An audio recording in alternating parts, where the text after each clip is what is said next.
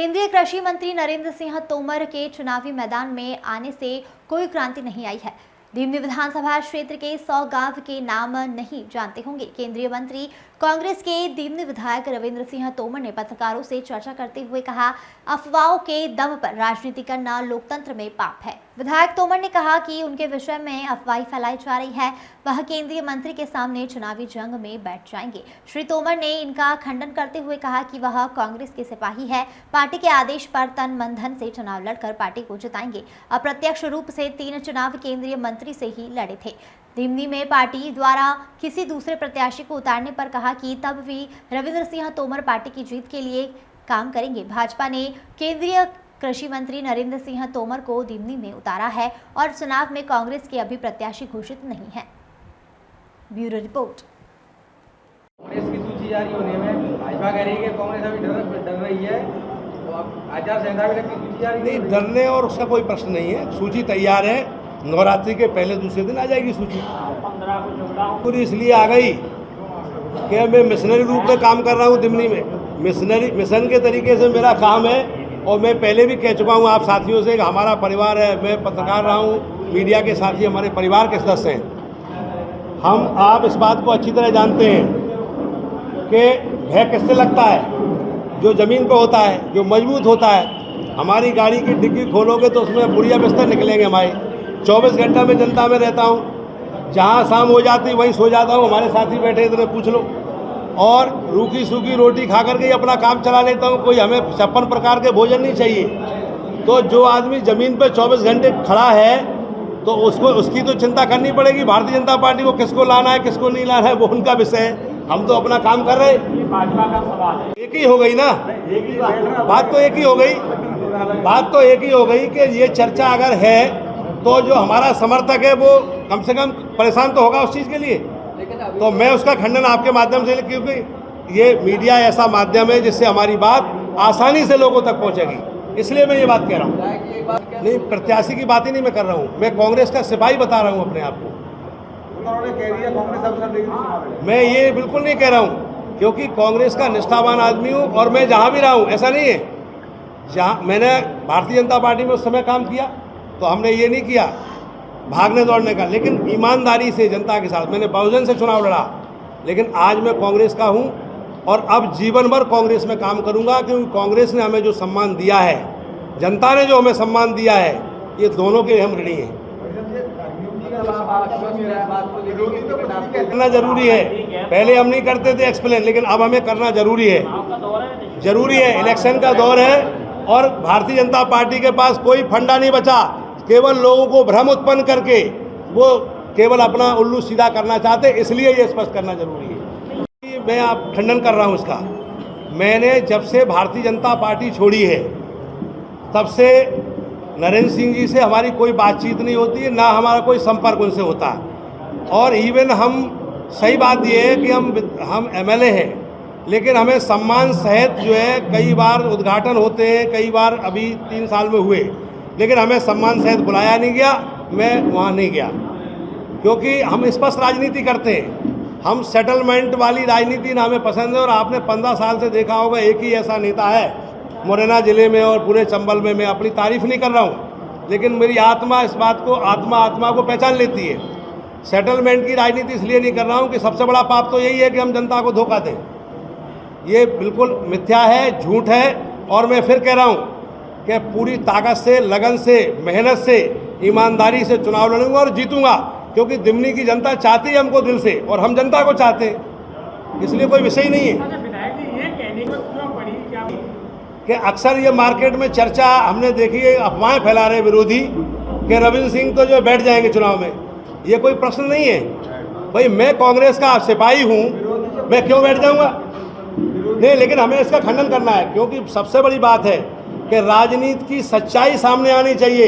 ये अफवाहों में लोगों को फंसा करके, गरीबों को, भोले लोगों को भ्रमित करके अगर राजनीति कुंठित होगी तो फिर अच्छे लोग राजनीति में कैसे आएंगे? बैठने की चर्चा नहीं है, आपको 18 मार्ग PWD से बने मेरे कार्यकाल में। माता कापुरा, झन्ना कापुरा, बरगवा, मनफूल कापुरा काम शुरू अभी चल रहा है, और ऐसे 18 मार्ग हैं। 5 प्रधानमंत्री सड़क योजना की बड़े बड़े मार्ग जो बहुत जीर्ण शीर्ण हालत में थे, गंजरामपुर से पलपुरा तक, और पलपुरा हालांकि सुमावली विधानसभा में, लेकिन हमारा खबरौली तक, बिसंगपुर तक हमारा क्षेत्र पड़ता है। दूसरा मार्ग आपका खेड़ा मेवदा से लेकर के बरेथा होकर के महाराज सिंहपुरा तक। तीसरा मार्ग सियोनिया से लेकर के सिकरोड़ी बाबरीपुरा होकर के और खांदकापुरा होकर के जग्गापुरा चौराहे तक, अम्बा तक। पांचवा मार्ग है आपका मलवसई, अम्बा से लेकर के मलवसई गढ़ी तक, वो मैंने अपने कार्यकाल में बनवाया। और इसके साथ साथ दिमनी में कोई महाविद्यालय नहीं था, उस दिमनी में एक महाविद्यालय हमने अपने लड़ाई लड़के विधानसभा में प्रश्न उठाया और ये कहा कि घोषणाएं तो होती हैं लेकिन काम नहीं होता है, तो उसमें एक महाविद्यालय दिमनी में मंजूर हुआ, जिसका काम शुरू हो गया है। और 24 गांव में पीएससी सेंटर का मैंने प्रस्ताव जो भेजा था स्वास्थ्य विभाग को, इसमें 9 जगह मंजूर हुए। खड़ियाबेड़ में बन के तैयार है, आपका कोलुआ में बन के तैयार है, मीरपुर में बन के तैयार है, बीचकेपुरा में बन के तैयार है, और इसके बाद कमतरी में, ऐसे 9 जगह। साथियों, हम तो बहुत कुछ करने के प्रयास में थे। पानी की टंकियां तो वो केंद्र सरकार की जो योजना है वो दिमनी में है, लेकिन दुर्भाग्य ये है कि पीएचई की वो जो योजना, जिसमें केंद्र सरकार ने हज़ारों करोड़ रुपया, लाखों करोड़ रुपया जो आया है, वो योजना सफल नहीं है। मैंने विधानसभा में खड़े होकर ये कहा था कि इस योजना में अगर 10 साल का मेंटेनेंस जोड़ दिया जाए, जो ठेकेदार बनाएगा वो 10 साल मेंटेनेंस भी इसका रखेगा, तो वो योजना 100% सफल होती, लेकिन मेंटेनेंस के अभाव में वो योजना फेल साबित हो रही है।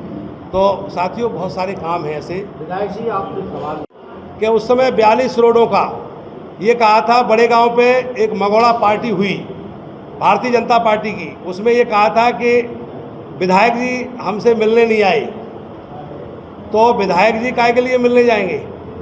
तो उस समय हमने कहा कि मैं काम लेकर के उनके कार्यालय पे मैंने 42 रोडों का पूरा बंडल बना करके योगेश पाल गुप्ता जी के हाथ में, कल्ला सिकरवार सामने खड़ा है, वो दे के आया था कि ये काम होना चाहिए।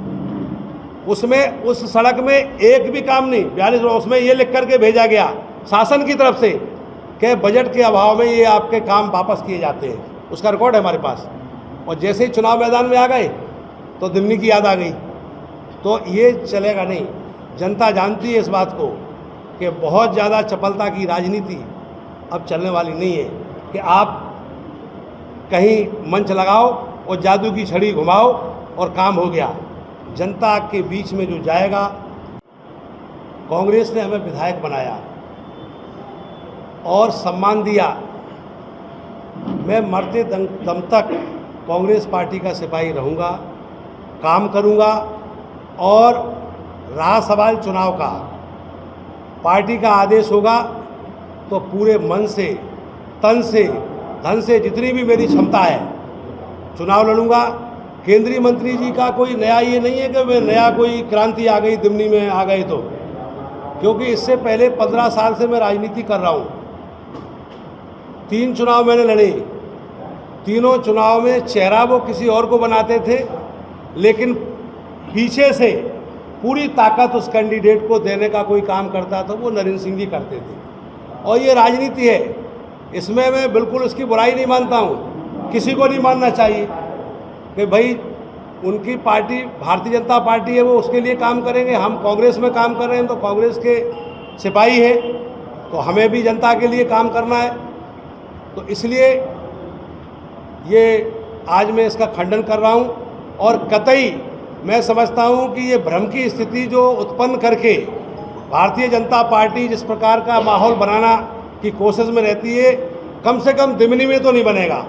क्योंकि इससे पहले आपको ध्यान हो, एक ही बात कहते थे विरोध में कि रविंद्र सिंह चुनाव जीत करके यूपी इटावा चले जाएंगे।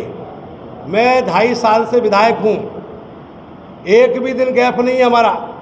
जितना समय हमने दिमनी में दिया है, शायद 75 साल का रिकॉर्ड निकाल लो। मैं समझता हूँ कि सबसे ज़्यादा समय देने वाला कोई विधायक है जनता को, तो वो नाम है रविंद्र सिंह तोमर भिड़ोसा। और जनता दरबार लगाने का काम मैंने लगातार इतवार को किया, इसलिए किया कि दिमनी में लड़ाई दलाल बनाम आम आदमी, जनता ने ये तय किया था। जनता ने ये कहा था कि विधायक जी आप, जब मैं विधायक नहीं था, नेताजी आप विधायक बन जाओगे तो दलालों से दूर रहना।